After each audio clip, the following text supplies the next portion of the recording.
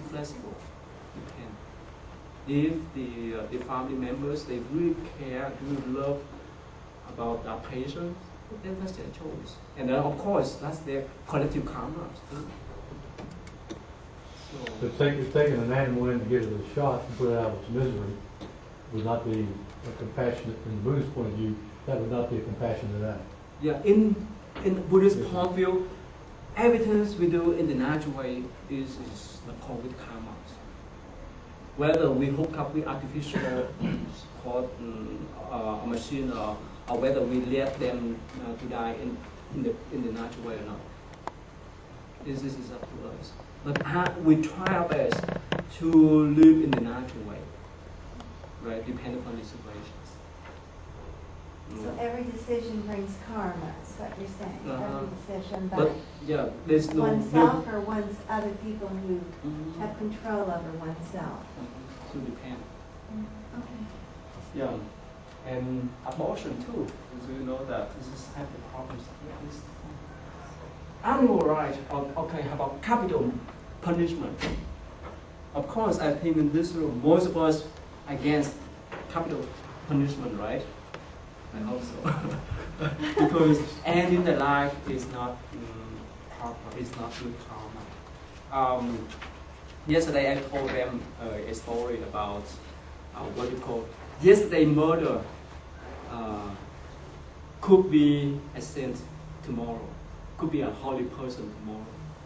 We have a story of a murderer who killed 999 people to collect the fingers. Of course, if you have time, you can read the background of that story. So when he saw the Buddha, he wanted to kill the Buddha so that he can get the last fingers, 1,000 fingers. And of course, the Buddha, he walked step by step in the comfortable way, in a peaceful way. So, but somehow he could not trace, he could not march the Buddha while the Buddha walking on the road. So he said, "Please stop." He told the Buddha, he called the Buddha, "Please stop." And the Buddha turned around and said, "Please stop." At that time, he jumped and he recognized, and he kneeled down to beg for the Buddha pardon. He did the repentance. You know what it means? When he called the Buddha to stop, and the Buddha turned around and asked him, "Please stop." At that time, he recognized that he need to stop the killing karma. And the reason why he repent his karma to Buddha. And later on, he asked Buddha permission to allow him to become a monk. If you were monks, if you were Buddha, would you allow him to become monks in your sangha, in your communities? It would be scary, right? Especially nowadays, many people who just got out of the prison, right? When they fill out application for working in any kind of communities, if they put, "Oh, I'm in jails before," that's problems. We scare of this kind. But not a Buddha. The Buddha accepted him into the sangha, into the community as monks. And later on, because of his vigorous practice, he attained what we call arahantship. That means he transformed completely his mental officials. And of course, when he went out to beg for food, people threw the rocks at him. Whenever people saw him walking on the road, they came and hit him, and so because of his bad karma. So somehow this is a good story that's called in Buddhist story. So my point is that remember, in Buddhist point of view, there is no evil person. The evil is only come from the mind. We can transform any kinds when we want to. In Buddhist culture, there's no evil. So if we transform our mind, we'll be a good person. If we confuse, it's easy for us to create a karma. Yeah. Okay. Now, animal rights, like I just told you recently.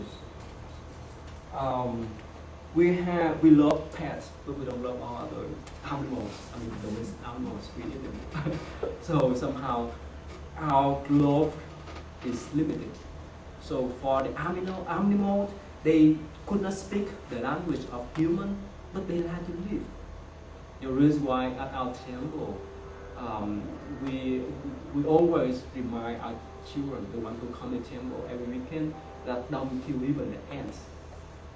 Now, the insect or the birds. Now, you know, if we can carry the guns, whichever gun we carry, 200 years, to hunt the wild turkeys, right? We can hunt other. We can shoot other. Whether it's we shoot other people mistakenly or intentionally, like vice president. It's up to us, right?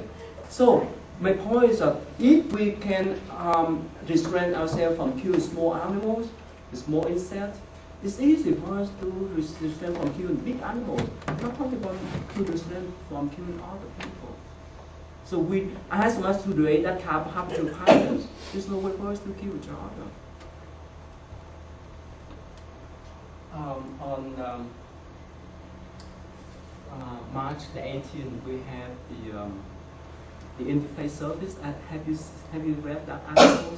So at that time we have about 10 speakers to come up to share about the meanings of peace, how we achieve peace. And one gentleman, he showed the ropes, this one, and he come last night at the live. What's the meaning talk about? Violence, right? The violence that we nourish in the young generation. We plant the seed when they are young. It's so dangerous in our society. Right?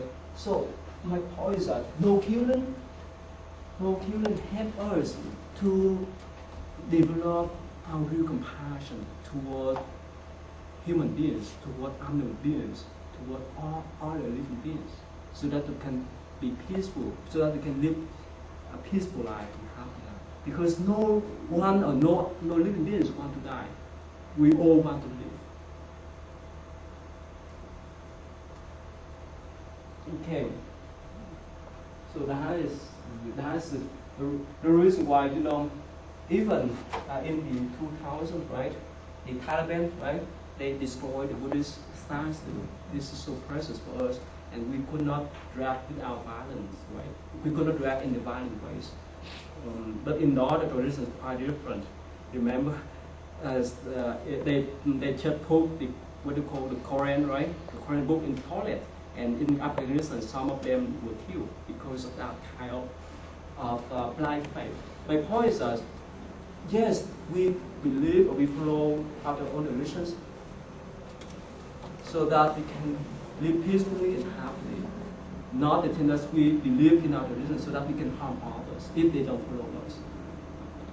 And in the ways that religions serve human, right? Not human serve the religion. Otherwise, it creates problems in our society. So depending upon how we look.